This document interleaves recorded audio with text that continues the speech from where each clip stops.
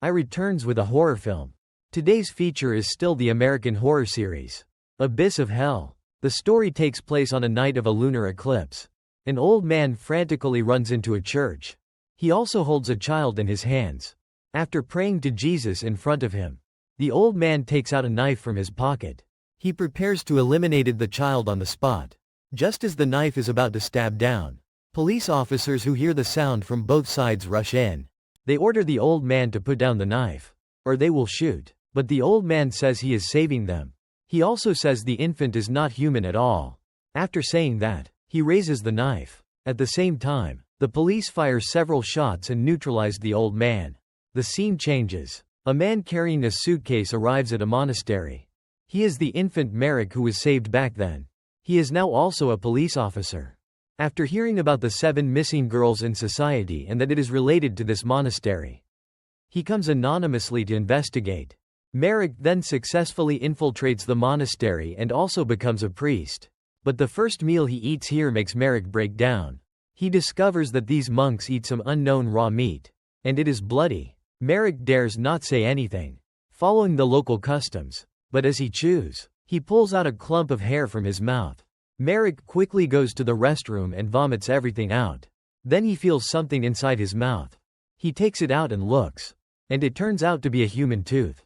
And there are maggots growing inside the tooth. Although Merrick is very shocked, this also confirms that the missing girls should be related to this convent. With a suspicious attitude, Merrick follows Pryor to an exorcism ritual. They stand in a row holding candles. In front of them is the girl possessed by a demon. As Pryor sprinkles holy water, the demon inside the girl immediately becomes scared. But it still does not intend to leave. Pryor then picks up a Bible and begins to read. Under this series of magical attacks, the demon finally cannot hold back and falls into a frenzy. Seeing this situation, Pryor quickly tells his subordinates to bring a cross. But unexpectedly, at the moment it is raised, the cross suddenly ignites with a fierce flame.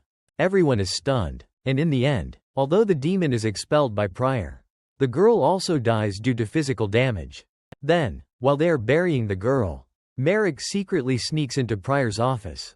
He finds an injected morphine vial under the bed. This dosage is enough to kill an adult. And as Merrick stands by the bed, he discovers a mechanism that makes the bed shake on its own. Across from it, there is also a fan that can make strong winds blow in the room at any time. Furthermore, the cross is also fake, like a lighter that produces fire with a press. He wonders if this exorcism is fake. As Merrick continues his in-depth investigation, the appearance of a person suddenly interrupts him. He says his name is Peter, and he is Pryor's personal secretary.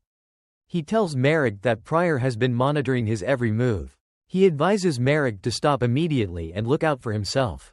Furthermore, this monastery has powerful connections.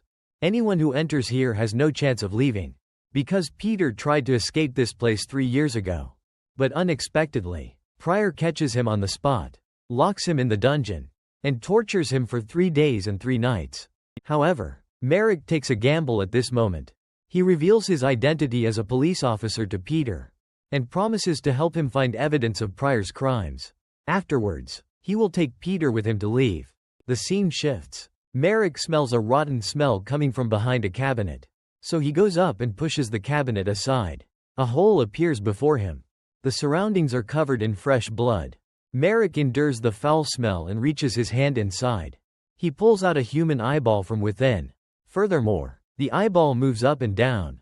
Merrick immediately vomits upon seeing it. He vomits all the lunch he just ate. He suspects that the people who died from exorcisms were never buried. Instead, Pryor feeds them to others as food. Carrying these doubts, Merrick secretly goes to the graveyard in the dead of night. After a few shovelfuls, he digs open a mound of earth. But upon lifting the inner cover, the coffin is empty with no body inside. Just as Merrick is stunned, someone covers him from behind with a sack. Merrick wakes up to find his hands and feet tied. A person sits opposite him and tells him to be quiet. Immediately after, Pryor walks in. He even kindly brings 4 bowls of fragrant meat. Then he stuffs the meat piece by piece into Merrick's mouth. Merrick knows the origin of the meat and would rather die than eat it. But at this moment, he has no choice. A strong man forcibly pries open his mouth and shoves all the meat inside. Merrick does not understand why Pryor wants him to eat so much meat. So, while the guard is asleep, he secretly unties the ropes on his body.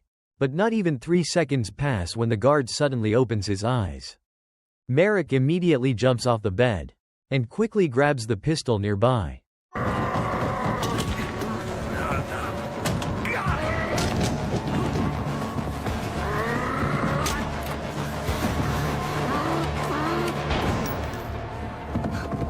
After he deals with the guard, Merrick arrives at the kitchen in the dark. He sees a pile of unknown meat in an iron pot, and it emits a foul stench. As Merrick opens the cold storage door, he finally discovers the truth. Inside, he sees 7 bodies hanging neatly. These are likely the 7 missing young women. At this moment, Peter comes looking for him. He says he has a major discovery to tell Merrick. Then they arrive at the library. They open one book. Babies born during an eclipse represent the chosen one. They must be eliminated at birth.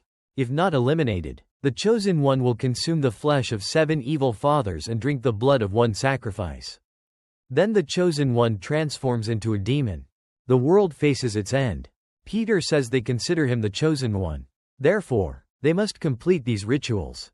Merrick now only wants to escape from here. He wants to bring troops to take over this monastery.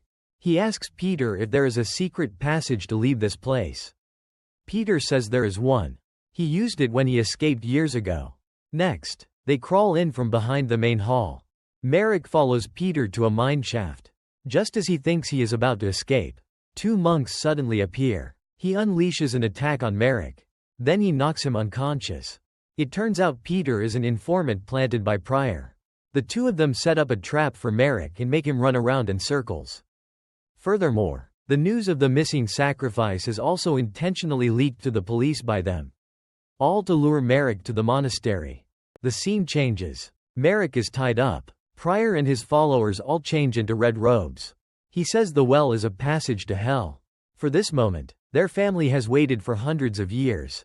Pryor asks everyone to welcome this great moment together. After he finishes speaking, a sacrifice is brought over. Then a monk directly silenced his throat. After pouring the virgin blood into the large, long mouth, Pryor then leads his followers to begin the summoning. Veni ad nos Domine. Veni ad nos Domine. Veni ad nos Domine. However, after chanting dozens of times, nothing around them changes. Pryor asks Peter, who is standing nearby, if they missed any steps. Peter states that they followed the book precisely and made no mistakes. Pryor guesses that Merrick might not be the chosen one. Peter terminates Merrick with a single stab. He then throws the body into a deep well. The scene shifts. Because Pryor's ritual fails, he gets drunk. At this moment, Peter walks over. After glancing at Pryor, Peter picks up a pillow and smothers Pryor.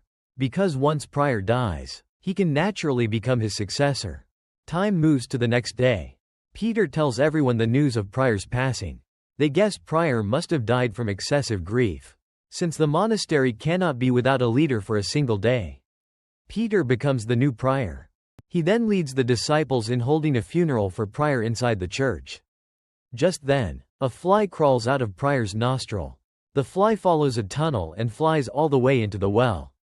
After touching Merrick's body, Merrick miraculously comes back to life. After struggling to get up from the ground, Merrick suddenly twitches. Blue smoke rises from his entire body.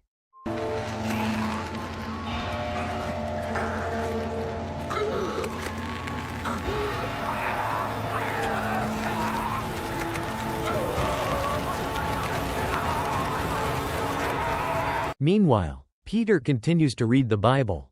The disciples hold him in great reverence. Peter also experiences the taste of power for the first time. But just then, Peter suddenly trembles all over. Then, under everyone's gaze, he surprisingly flies into the air. His hands also involuntarily spread outwards, forming the shape of a cross. Then Peter turns into ashes. Countless flies crawl out from his body. And following the fly's perspective, a pair of claws extends from the darkness. A monster with horns appears in the hall. He walks to where Peter just stood. Then he spreads his arms and roars.